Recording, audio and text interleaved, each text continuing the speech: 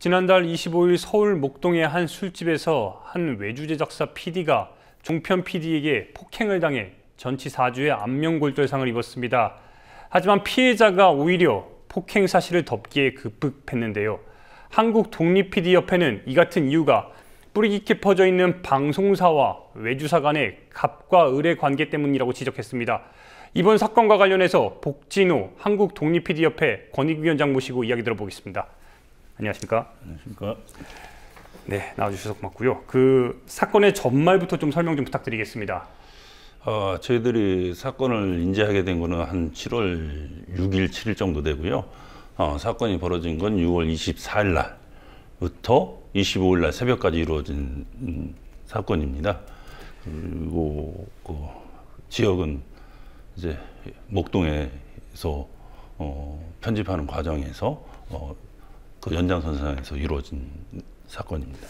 이번에 지금 독립PD협회가 그 사건의 규정을 이렇게 했습니다. MBN의 종편 MBN의 독립PD 폭행 사건, 갑을의 관계에서 비롯된 횡포, 이렇게 지금 규정을 하셨는데 그 이유가 좀 궁금합니다. 일단 두 사람이 기본적으로 갑을 사이였기 때문에 만났고요. 또 그날 업무가 갑을이 이루어지는 시사 프로그램을 납품할 때 잘 됐나 안 됐나 하나의 일종의 검수 장치거든요. 그렇기 때문에 당연히 갑을 사이였었고, 뭐 끝나고 나서도 술을 먹고 식사를 하고 나서 폭행이 이루어졌는데, 폭행이 이루어진 후에도 두 사람은 다시 편집하던 내용을 함께 봤습니다. 그렇기 때문에 갑을 관계가 틀림이 없다고 저희들은 판단하고 있습니다. 지금 방금 말씀 주신 그 포인트가 좀 중요한 것 같은데, 폭행을 당하고 나서 다시 들어와서 작업을 또 했다는 게 지금 좀 상식적으로 좀 이해가 안 가는데 저희들을 가장 비참하고 비통하고 분노케 하는 대목입니다. 상당히 24일 날 아까 말씀드렸다시피 그 시사 작업이 이루어졌고 식사, 술자리가 이루어졌으면 상당히 피곤합니다. 저희들이 시사를 하고 녹음을 하는 과정이라면 거의 그 전날부터는 밤을 새는 특성이 있거든요. 몸이 거의 만신창이 돼서 피곤했을 텐데도 불구하고 뭔가 좀 안 맞았기 때문에 그 폭행이 이루어졌음에도 불구하고 현장에 가서 다시 그 작업을 확인해야 하는 그 비참한 그 현실, 그걸 알기 때문에 저희 독립PD들이 이번 사건에 대해서 다른 사건에 비해서 굉장히 분노하고 있는 실정입니다. 갑과 을의 관계, 일단 그 지점이 지금 포인트인데 지금 피해자는 나서지 않고 있습니다. 이런 가운데 한국독립PD협회가 지금 피해자를 대신해서 어떻게 보면은 지금 이 권익보호나 이런 것들을 지금 주장하고 있는데, 한국독립PD협회에 대해서 지금 좀 궁금해하시는 분들이 많습니다. 네.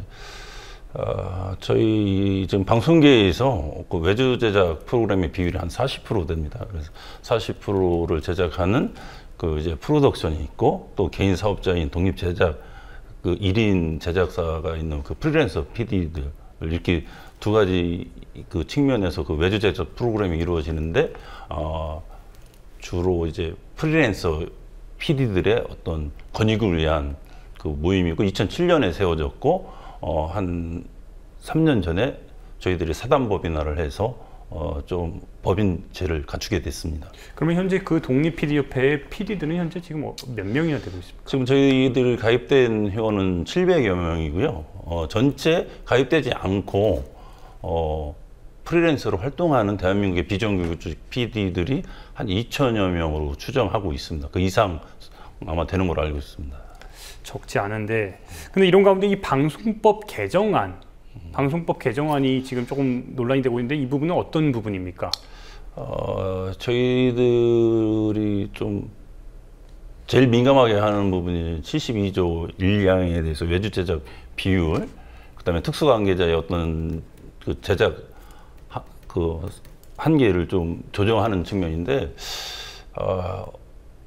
혹자 저희들 내부에서도 그걸 풀면 이제 저희들의 일자리가 더 늘어나지 않겠냐, 이렇게 판단하는 부분도 솔직히 있거든요. 하지만 반면에 갑부에 갑이 더 생긴다, 하청구조와 하청구조가 더 늘어나서 제작 비율이 더 늘어날지라도 일선에서 제작하는 프로그램을 제작하는 최전선에 뛴 프리랜서 PD들은 더 착취구조에 좀 휘말리지 않을까, 그래서 저희들도 이 부분에 대해서 아주 좀 예민하게 그리고 추이를 주시하면서 좀 관심 있게 대응하고 있습니다. 지금 보면 결국에는 이번 사건의 어쨌든 근간에는 그 종편, 물론 종편과 외주 제작 PD의 뭔가 이제 폭행 사건이 있지만 그 근간에는 그 어떻게 보면은 갑을 관계가 지금 근저어 있는데 MBN의 입장이 궁금합니다. 지금 이 폭행 사건에 대해서 뭐 MBN 측은 뭐 개인적으로 뭐 신병 처리를 했다 이런 식으로 해서 지금 입장을 정리한 걸로 알고 있는데. 사회적 책임을 다하는 방송사에서 전혀 무책임하고 어떤 도의적인 어떤 책임감마저도 느끼지 못하는 종편 채널이라고 생각을 하고 있고요. 저희들이 1차 보고서 이해 당사자들의 직접 접촉을 했거나 폭행 가해자, 피해자와 직접 통화한 내용을 가지고 굉장히 신뢰할 만한 정보들만 정리해서 저 폭행 상황에 대한 진상보고서를 냈습니다.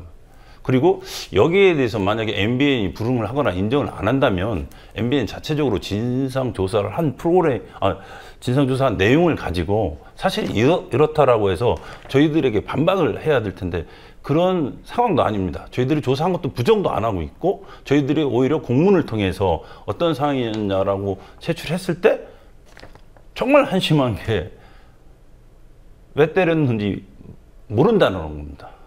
방송사 MBN 그 간부가 가해자한테 네가 일방적인 폭행을 했냐? 라고 질문을 던졌을 때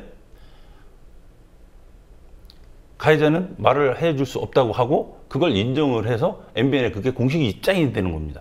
그래서 아주 지금 이 사태에 대해서 덮고 은폐하고 확대되는 것들을 막고 있는 상태라고 저희들은 판단하고 있습니다. 결국엔 지금 묵묵부답으로 지금 어떻게 보면 일관하고 있는 건데 어제부터인가요? MBN 앞에서 지금 규탄 독립 PD들이 자발적으로 1인 시위를 규탄 시위를 지금 하고 있는 걸로 알고 있는데 그 구체적인 그 대응 방향에 대해서 좀 궁금합니다.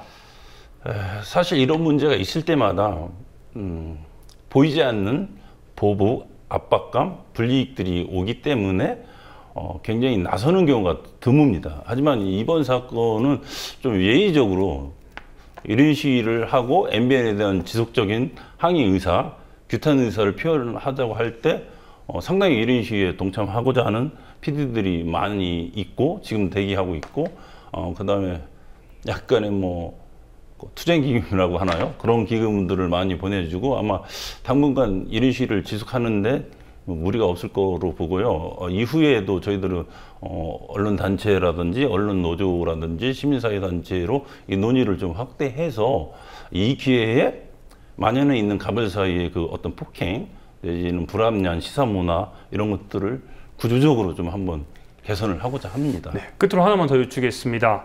지금 어떻게 보면은 철저한 진상조사를 지금 요구하는데 좀 더 구체적으로 명징한 조금 어떻게 보면 지금 요구사항이 좀 나와야 될 것 같은데 특히 지금 짚어야 될 점이 김주아 MBC 출신의 이제 앵커가 MBN으로 갔습니다. 그거가 또 좀 연관지어서 바뀐 MBN에게 뭔가 기대하는 게 있을 것 같은데 어떤 점을 확실히 요구하고 있는 겁니까?